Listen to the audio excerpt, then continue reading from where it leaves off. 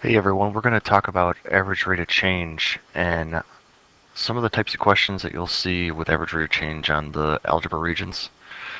So the first example is just to kind of get us in the idea of what average rate of change is going to look like. And it talks about Max and his younger sister having a race, and Max gives his sister a head start. So you'll notice that they label the functions Max and Evie. So that's going to help us determine, in this case, those lines are going to help us determine what their average rate of change is, and which basically means how fast they're going. So when it asks you to do an interpretation, or sometimes they use the word context, referring to what is the question about. So this context is based on two types of measurements, time and distance. So in the case of this equation,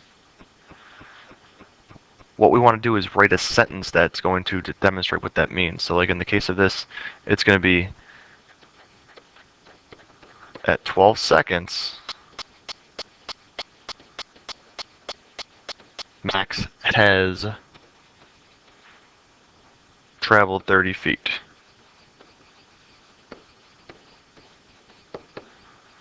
So I'm basically looking at this point right here. Okay? And I use, as a reference, I use the units of measure. So it says time. So at 12 seconds, which t, m of t, t represents time, the answer that you get out, the output, represents how far he went. In this case, it's 30 feet.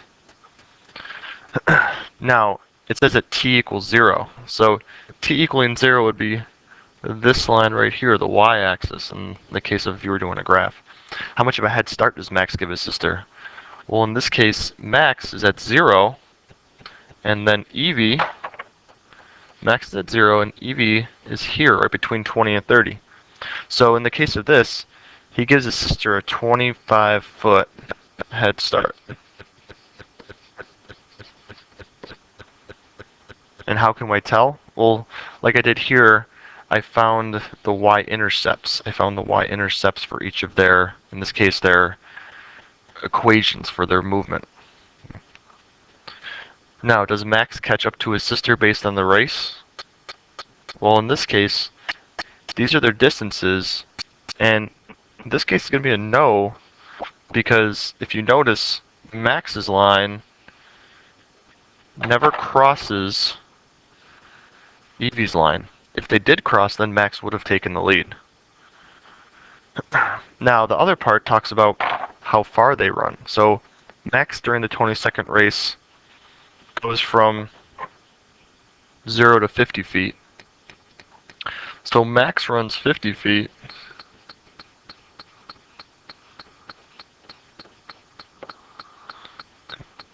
And how far does Evie run? Well, Evie runs to 60, but she starts at 25.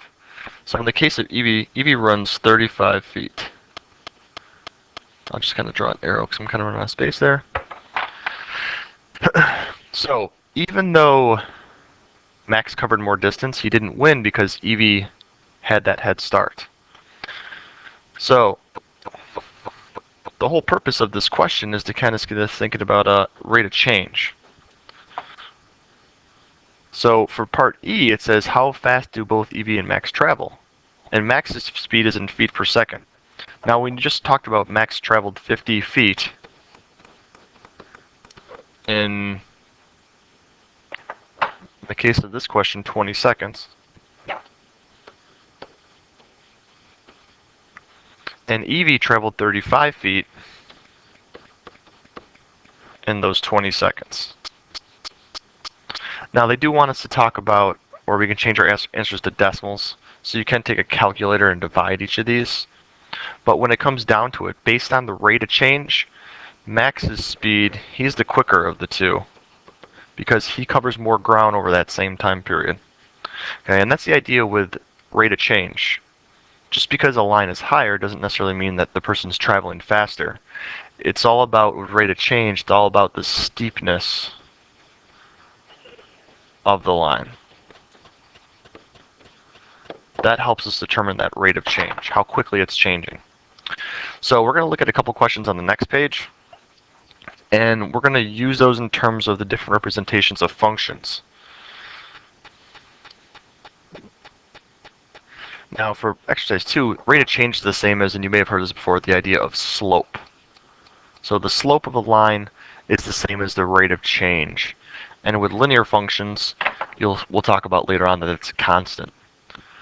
Now, going on to exercise 3, they're going to give us a representation of a function, and they're going to give it to us in equation form.